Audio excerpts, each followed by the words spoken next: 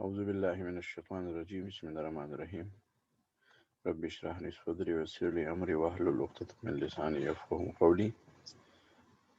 So this was unit number 17 and we were discussing the Daffodils by the greatest English poet Mr. William Wordsworth, who was born in April 1770 and died in 1850, and he was England national poet, and he was what founder of romantic movement in English poetry.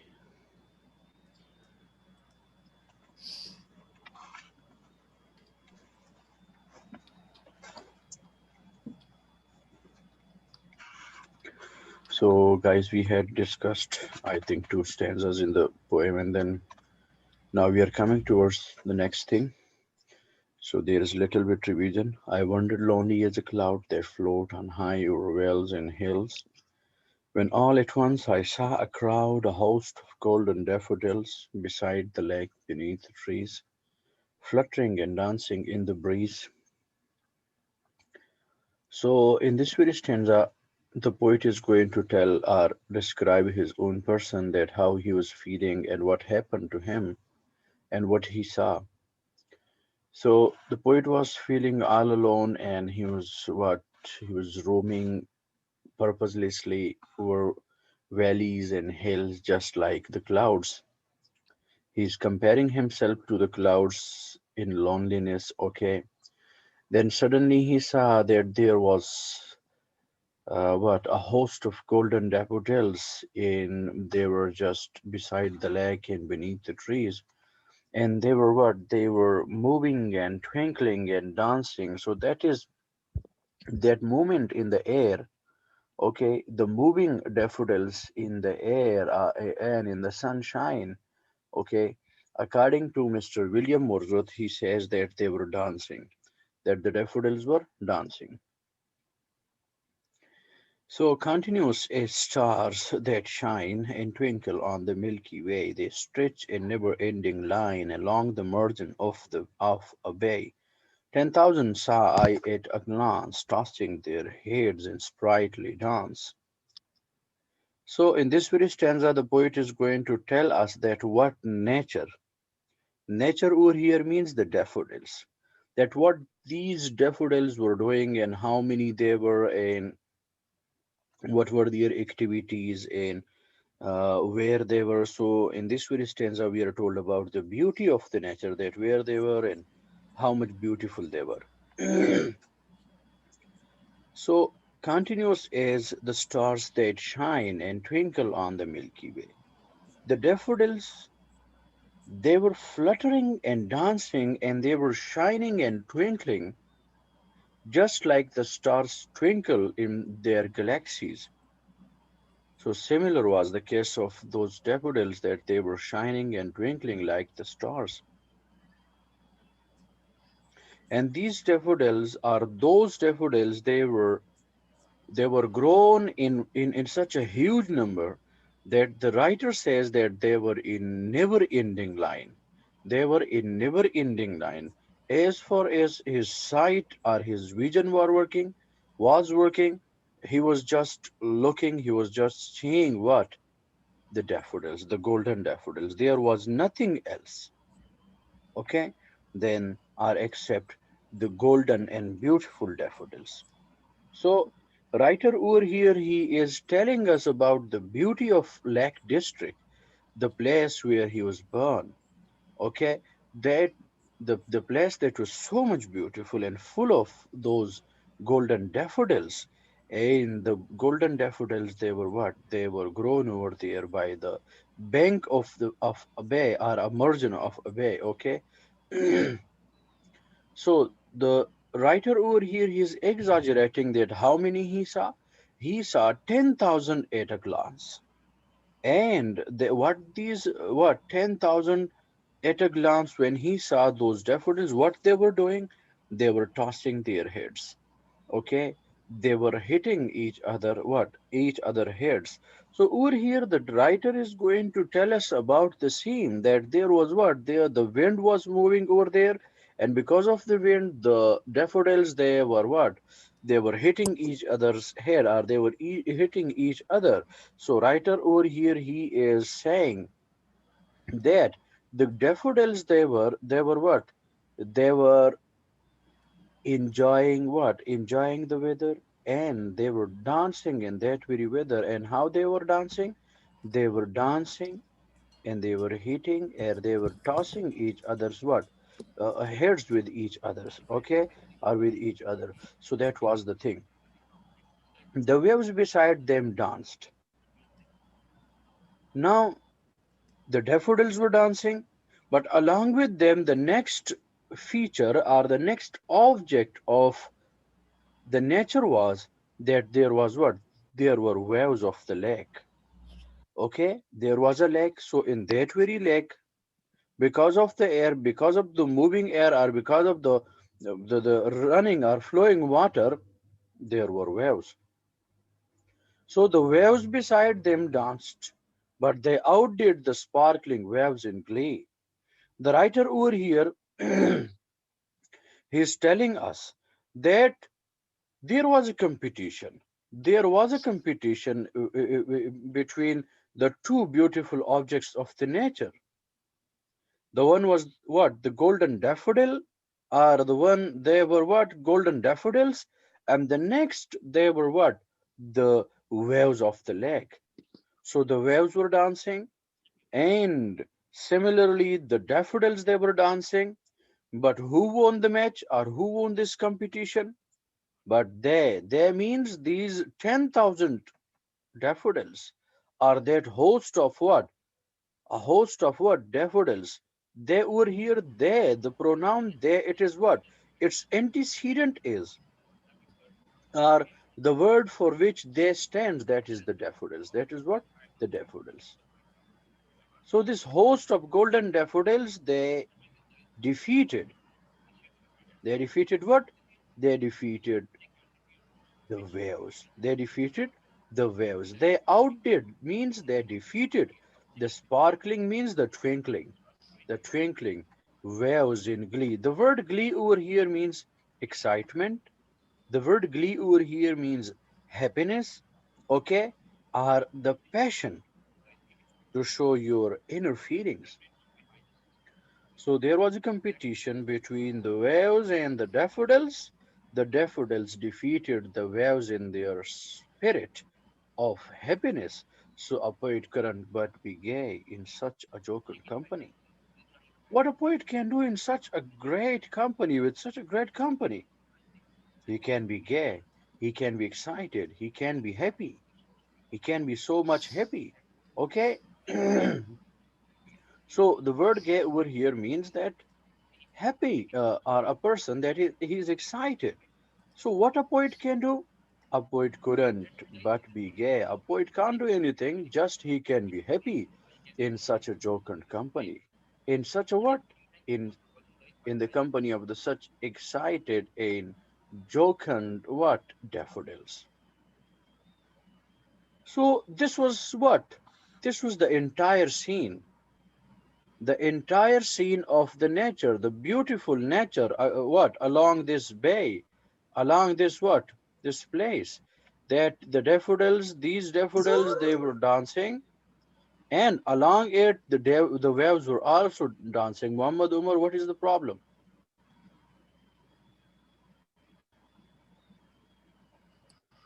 Okay, so there was a competition between the waves and what is that?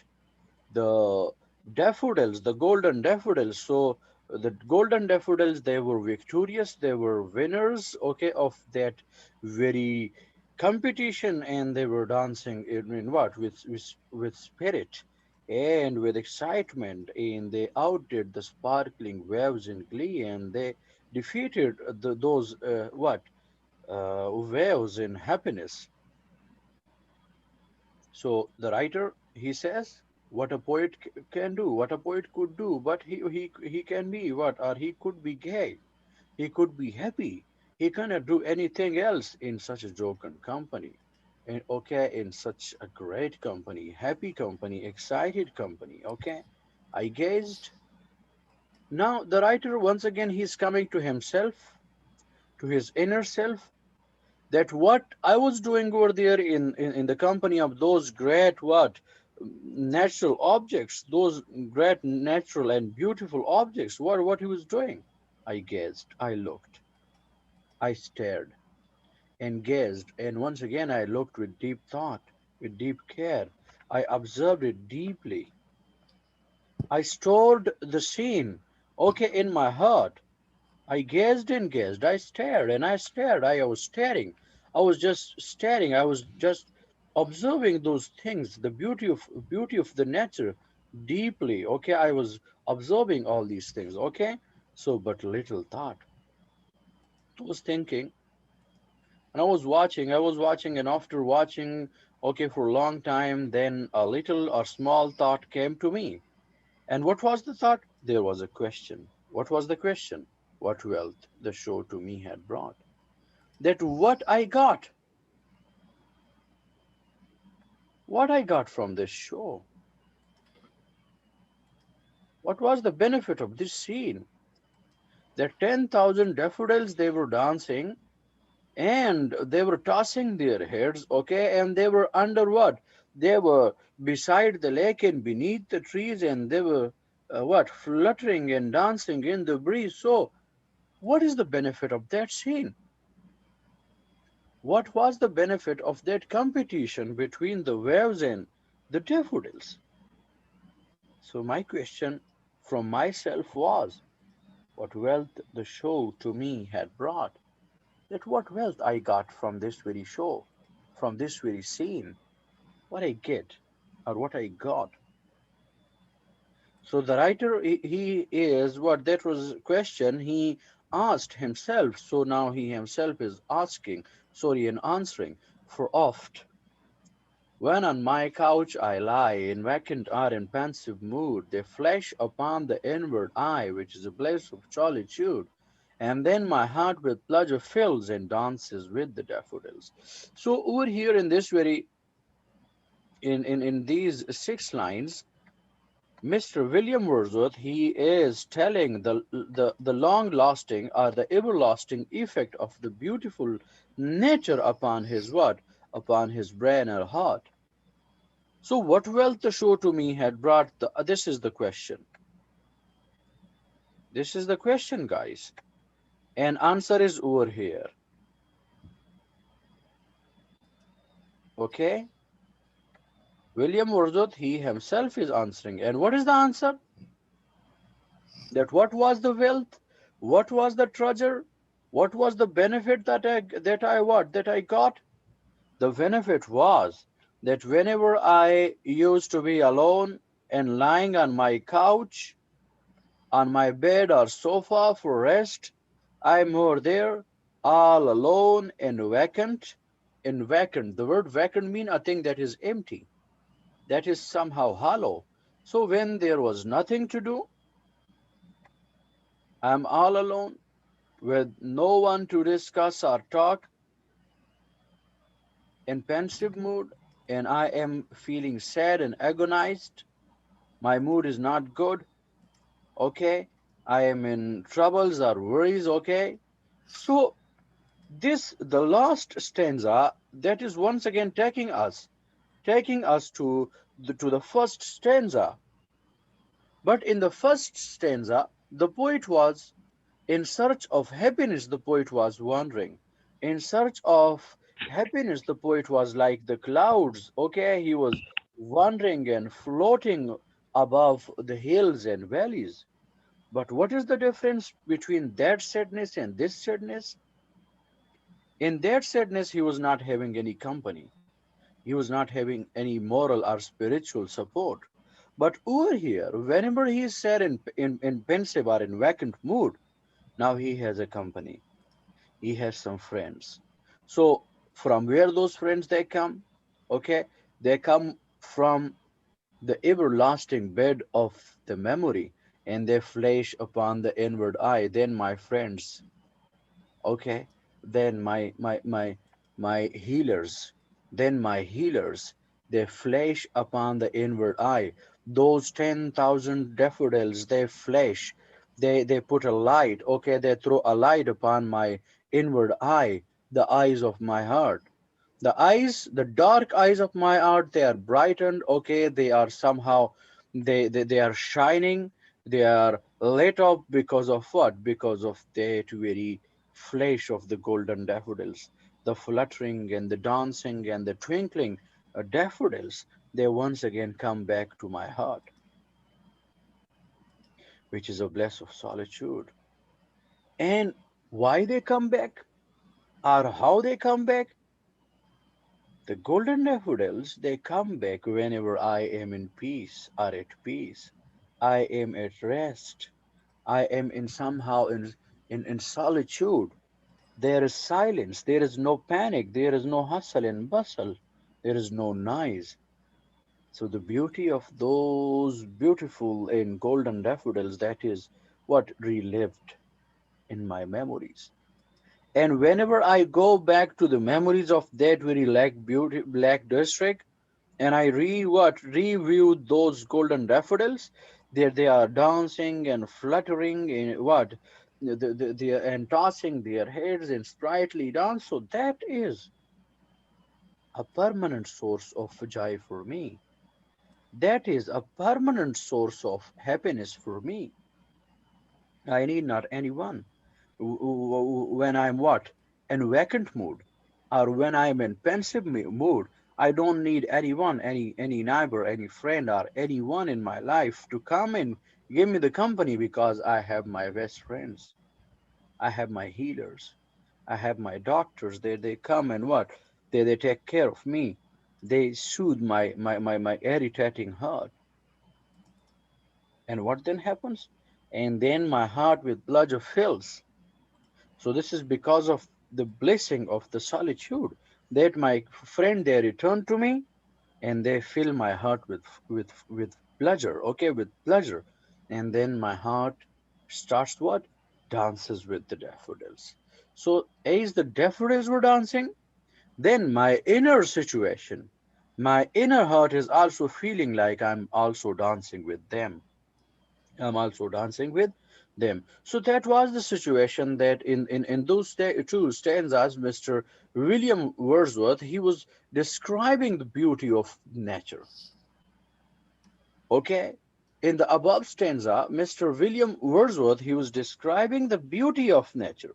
And in the last stanza, okay, that we read now, after the question that what was the benefit of that very beautiful scene I saw in when I saw the dancing daffodils, so what it gave me? So the answer is that they gave me an everlasting effect. They gave me an everlasting joy. They gave me an everlasting what? Happiness that will never ever die. So according to Mr. William Wordsworth, okay, he says a thing of joy is beauty forever. Its loveliness increases and it will never fade into nothingness. So, dear guys, whenever you have done something good or something that what that has some happiness, or you're happy on the moment, when you go there, okay, after a long while you go there, you see that very place, so suddenly you remember that moment of happiness when you were happy with someone. So you relive that very moment. You smile because you remember that what was over here. So a thing of beauty is joy forever. Its loveliness increases, and it will stay forever a green, and it will stay forever a source of happiness and excitement. So my dear guys, over here in this the last stanza, we're told about the inner feelings and the relationship of nature with Mr. William Wordsworth. That the relationship, the effect of nature was permanent upon Mr. William Wordsworth. He was having a greatest bond, a greatest relationship with nature. He was a lover of nature. He was an admirer of nature. And that very nature, in return, also gave him happiness. If he was over there, okay, walking in the meadows, okay, or just watching that lake district in watching the golden or touching the golden daffodils or not. But those golden daffodils, they stay with him whenever he was alone, whenever he was somehow agonized and deserted.